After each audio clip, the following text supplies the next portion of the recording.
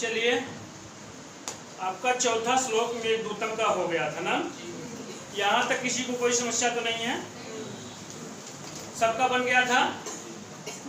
तो आज है पांचवा श्लोक। ये दो श्लोक श्वेत पट्ट पर अंकित हैं। देखते हैं कैसे कैसे क्या है, इनका भाव क्या है।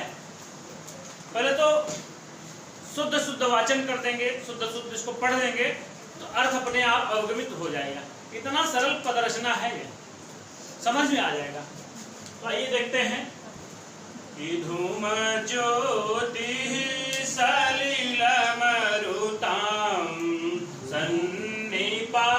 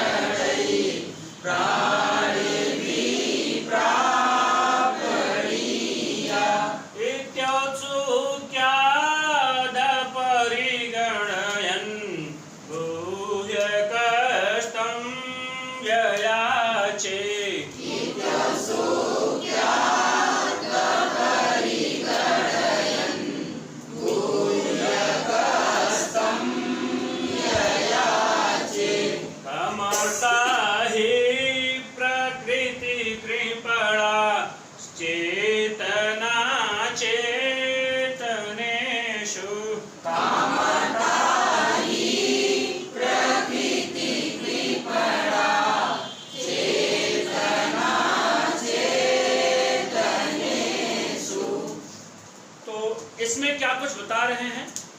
वह मेघ किससे क्या कह रहा है? यक्ष कह रहा है। ध्यान रखिएगा, उल्टा ना हो जाए। तो वह यक्ष है, कैसा है?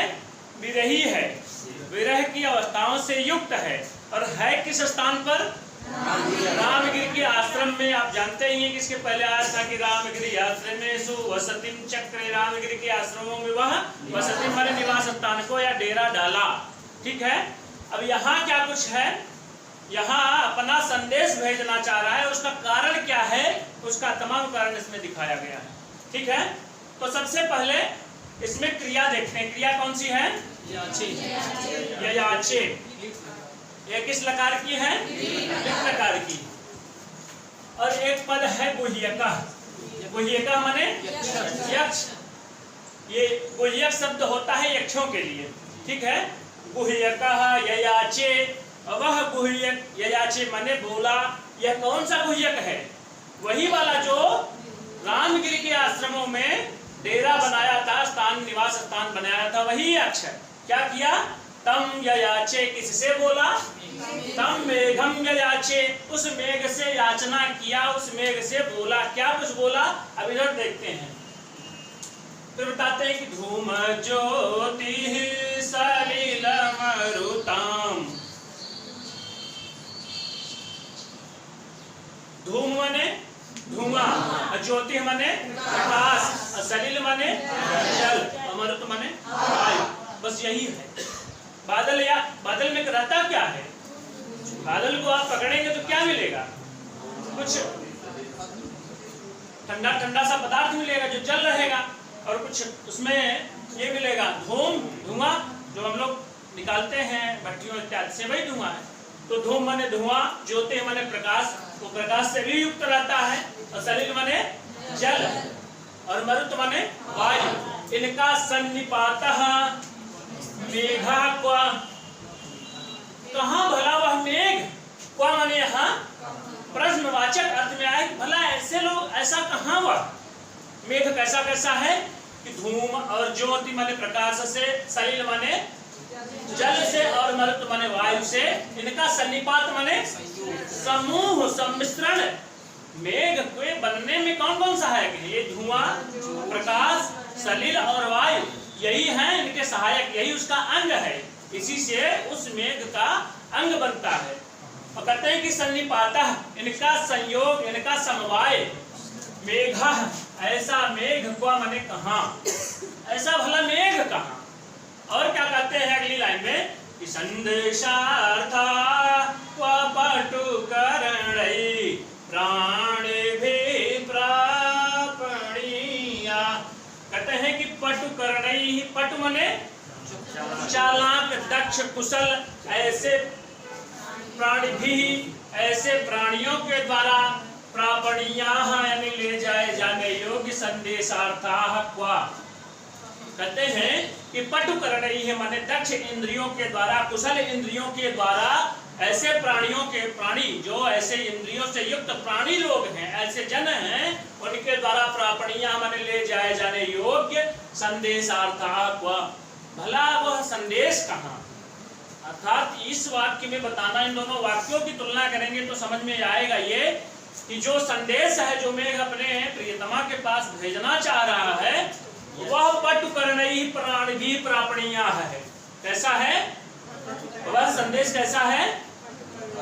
पटु माने दक्ष, कुशल, ऐसे प्राणिभिः, ऐसे करणई, ऐसे युक्त, कुशल इंद्रियों से युक्त प्राणियों के द्वारा प्रापणीया माने ले जाए जाने योग्य संदेशार्थाः क्वा।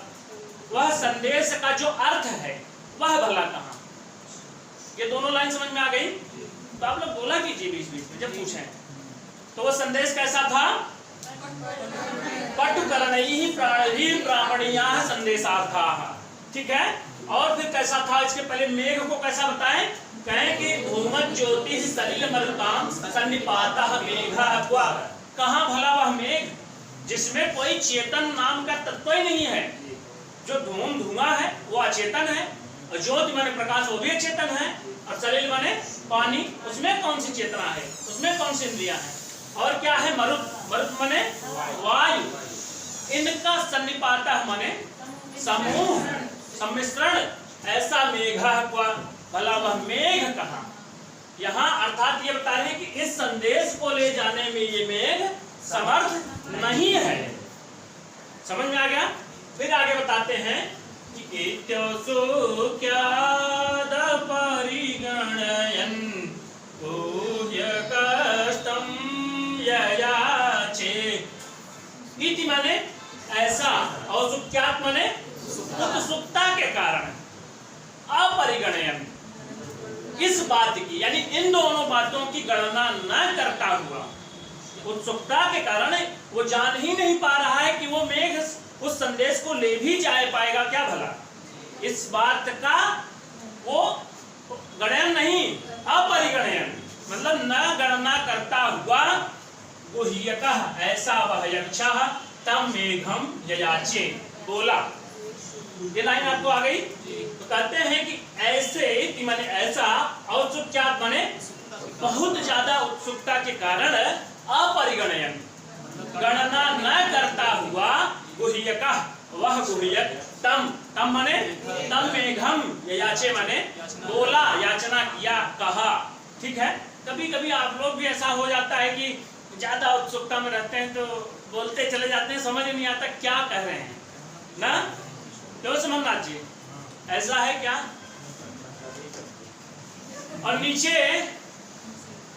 वाली लाइन वेरी इंपॉर्टेंट है, ये सूक्ति वाक्य है, हर बार परीक्षाओं में किसी न किसी परीक्षा में पूछी ही जाती है।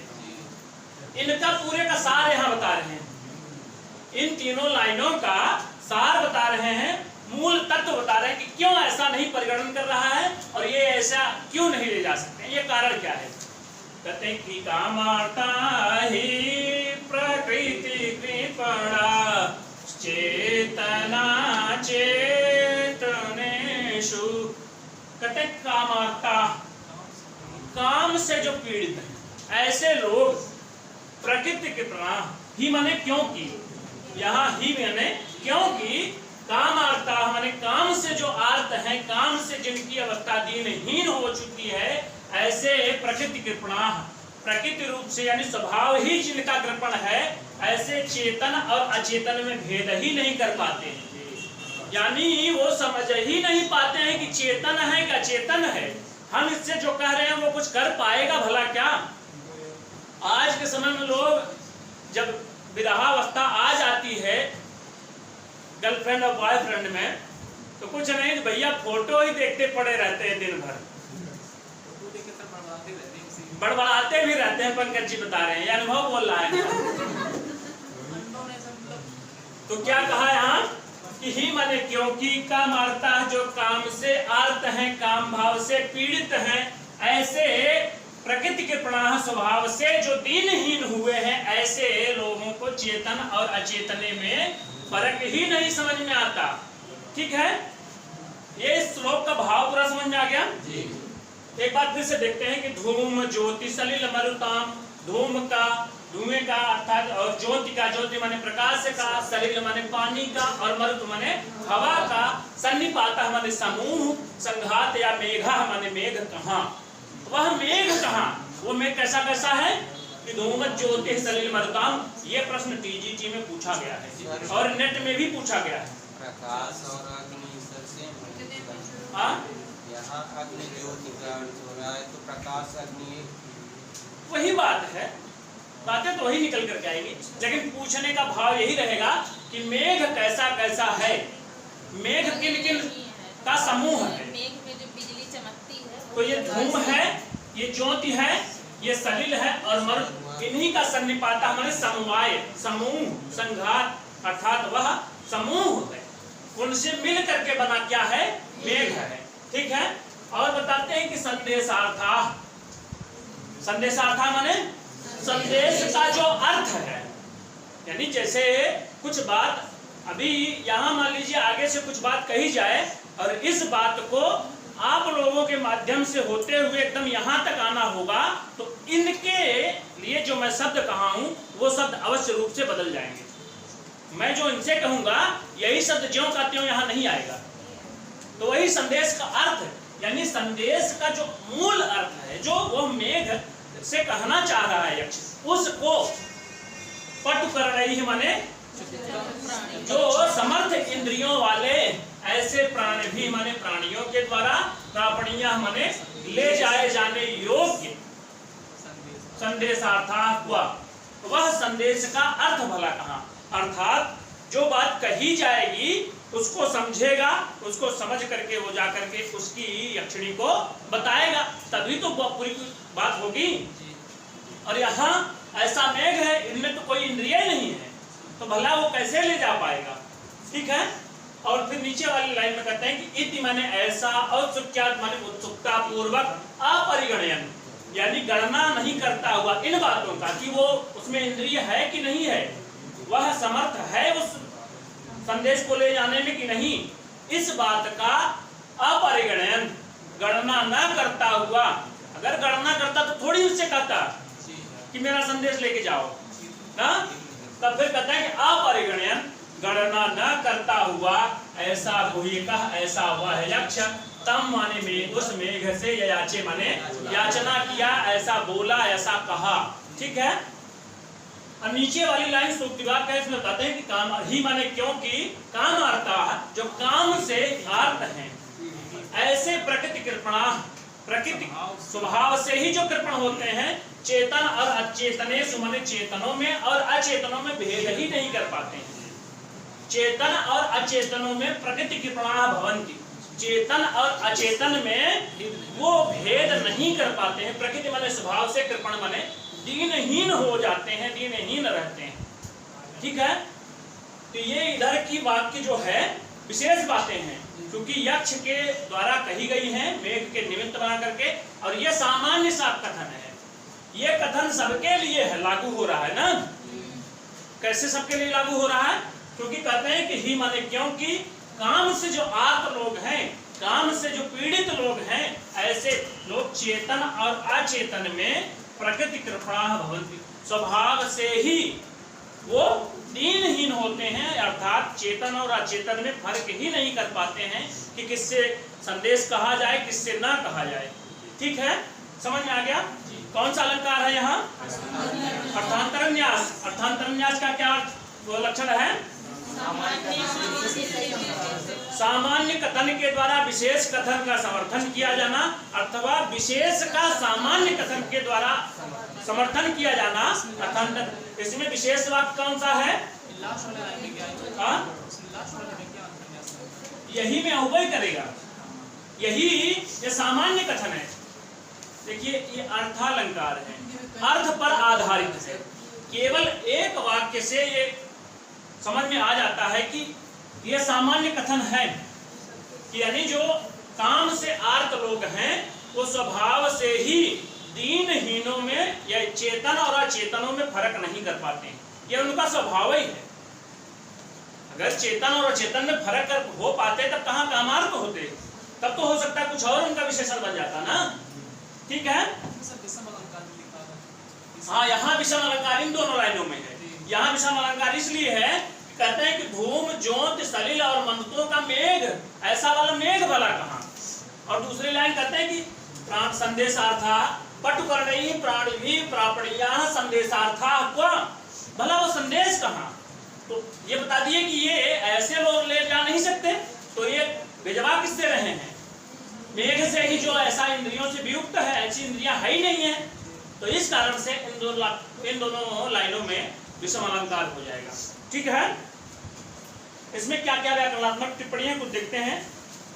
पहले समास को देखते हैं। धूमश्च ज्योतिश्च सलिलम च मरुच्च, धूमच ज्योतिष सलिल मरुताम तेषाम इति। ये कहाँ का रूप है? सलिल मरुताम। धूमच ज्योतिष सलिल मरुताम, ये कहाँ का रूप है? षष्ठी व्यक्ति बहुवचन का रूप है।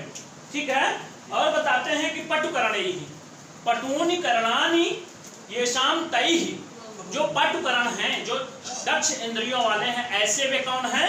प्राणी भी, ऐसे वे प्राणी हैं। तो इसमें कौन सी समास हो जाएगा? बहुव्रीहि समास हो जाएगा। ठीक है, और फिर कहते हैं कि अपरिगणयन, न परिगणयन इति अपरिगणयन। अपरिगणयन में कौन सा प्रत्यय प्रसिद्ध वाला है?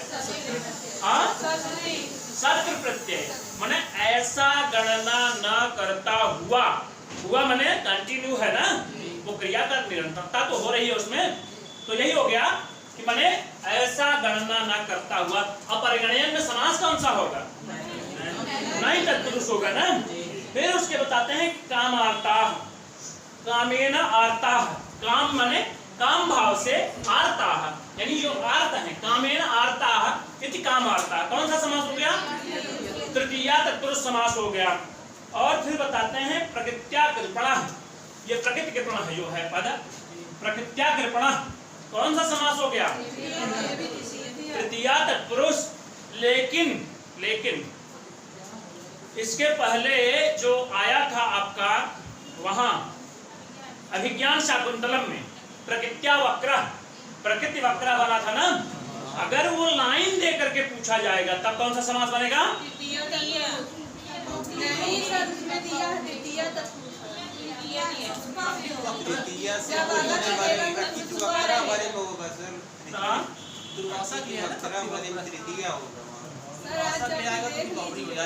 यही चीज बताए मंडली तृतीया तत्पुरुष बताए हैं। उसमें लाइन देके नहीं सर, गुरु जी बताए हैं कि यदि वो स्वच्छंद रूप से दिया रहेगा तब कौन सा होगा? तब सुप्सुपा समास होगा। केवल प्रकृति कृपणः दिया रहेगा तब सुप्सुपा समास होगा। और प्रकृत्या कृपणः ये रहेगा, जो पूरी लाइन दे करके पूछेगा तो किसका बोध कराएगा? दुर्वासा का ना। चलिए फिलहाल जो भी हुआ, जैसा कि आप जाने छंद वाला बोल रहे हैं, उसमें सुप्सुपा होगा ही। तृतीया भी हो, तृतीया तत्पुरुष भी बनता है, ऐसा नहीं है कि तृतीया तत्पुरुष नहीं बनता है। ठीक है, और अगला है गुह्यका। गुह्यका का क्या अर्थ है? इसमें कौन सा प्रत्यय है? डबल प्रत्यय है। गुह से डबल प्रत्यय है और यक का आगम हुआ है। किसका आगम हुआ है? यक का। और प्रापणिया में कौन सा प्रत्यय है? प्रउत्सर्ग पूर्वक आप धातु से, उसके बाद ऋच प्रत्यय लगा है, उसके बाद फिर अनियर प्रत्यय। प्रउत्सर्ग पूर्वक आप धातु से ऋच प्रत्यय, फिर अनियर प्रत्यय किस अर्थ में लगता है? योग्य या योग्यता अथवा चाहिए अर्थ में। यहाँ प्राणी माने प्राणियों के द्वारा, प्रापणिया माने ले जाए जाने योग्य, ऐसे संदेशार्थ, ऐसे संदेश के अर्थ वाला कहा। ठीक है। और प्रत्यय कौन सा है? सन्निपाता। यहाँ आया है सन्निपाता, सम उपसर्ग पूर्वक निउपसर्ग पूर्वक अत धातु से घाई प्रत्यय। घाई प्रत्यांत शब्द कैसा होता है? पुल्लिंग वाला होता है। ठीक है। और प्राण भी, प्राण से कौन सा प्रत्यय लगा है? इनी है। हाँ, बिल्कुल। इसका मूल प्रातिपदिक क्या बनेगा? बनेगा प्राणिन। प्राणः अस्ति अस्मिन् नीति प्राणिन। ठीक है। प्राणी का पद, इस पद का प्रयोग कहीं आया है आपके उसमें? प्राणिनः प्राणवन्तः, बिल्कुल वहां प्राणी भी है और प्राणवान भी है। पुनरुक्ति दोष वहां माना जाता है। ठीक है। मतलब उसी पद का फिर से पुनः आवर्तन हो जाना। ठीक है। और कौन सा है इसमें? और संदेशा, संदेशस्य अर्थः इति संदेशार्थः। कौन सा समास हो गया? कर्मधारय है। संदेशस्य अर्थः इति संदेशार्थः, संदेशाते एव अर्थः इति संदेशार्थः, कर्मधारय हो गया। और संदेश में सम उपसर्ग पूर्वक इस धातु से घाई प्रत्यय। घाई प्रत्यय ये भी पुल्लिंग वाला है। ठीक है। और क्या है इसमें? गुह से डबल प्रत्यय, फिर यक का आगम हुआ तो गुह्य का बना। ये तो समझ में आ गया। यहाँ अर्थांतर विन्यास अलंकार है। ठीक है। अधूमत ज्योति सलिल मरुताम, इसमें कौन सा विभक्ति है? कौन सी? षष्ठी विभक्ति बहुवचन। वो माने कहाँ, ऐसा वह कहाँ। मेघा माने मेघ। और प्राणिभी में कौन सी विभक्ति वचन है? क्रिया विभक्ति बहुवचन। प्रापणिया में कौन सी विभक्ति वचन है? अरे भैया, ये संदेशार्थः का विशेषण है। प्रापणिया, ये इसमें कोई वो नहीं है, अनियर प्रत्यय का रूप है। ऐसा संदेशार्थ, ऐसा वह संदेश वाला अर्थ। और पटुकरणई, यहाँ तृतीया क्यों हो गई? प्राणिभी का विशेषण है ये। पटुकरणई प्राणिभी, ऐसे प्राणियों के द्वारा। तो यहाँ तृतीया काहे हुई प्राणिभी में? क्योंकि ये साधन तो बन रहे हैं ले जाने का। तो करण में कौन सी विभक्ति होती है? तृतीया। और औत्सुक्यात, औत्सुक्यात में पंचमी विभक्ति है। किस सूत्र से? औत्सुक्यात माने उत्सुकता के कारण, कारण अर्थ में। ठीक है। यहाँ कौन सी संधि हो गई है? यहाँ इति धन औत्सुक्यात, कौन सी संधि है? क्या संधि है? यहाँ तम पद से किसका अर्थ बोधित हो रहा है? मेघ का ना। अच्छा,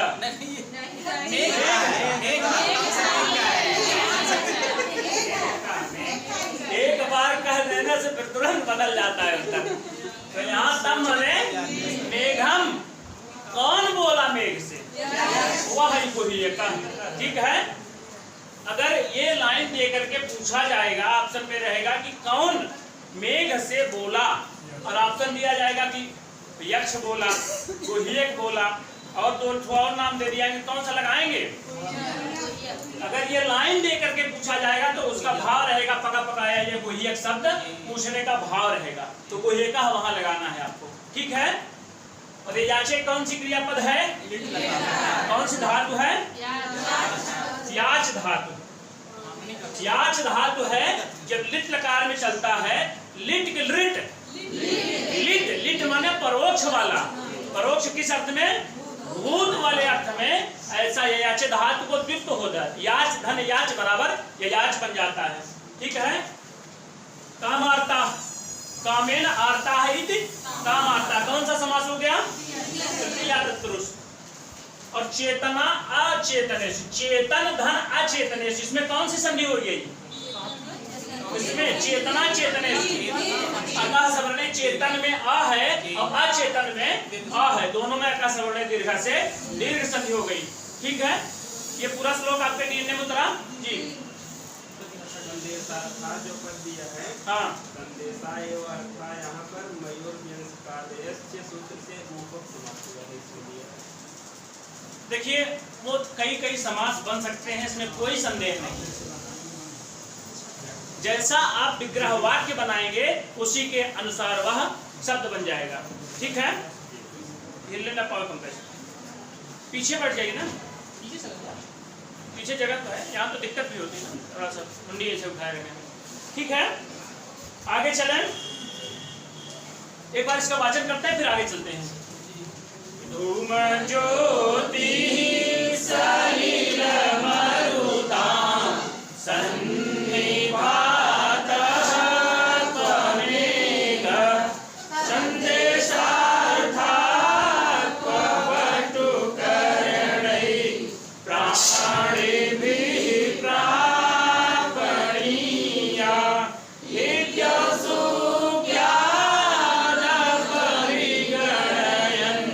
भूयकस्तं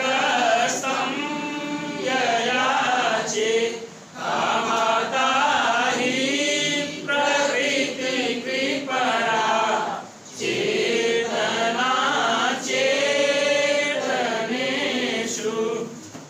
ठीक है, चलिए अब आगे चलते हैं। अगला श्लोक कौन सा है? ये पूरा समझ में आ गया ना? अलंकार कौन सा है? यहाँ अपरिगणयन में कौन सा प्रत्यय है? सत्य प्रत्यय। ठीक है, चलिए यजाचे में कौन सी धातु है? पंकज जी बताएंगे। याच धातु किस लकार का रूप है यजाचे?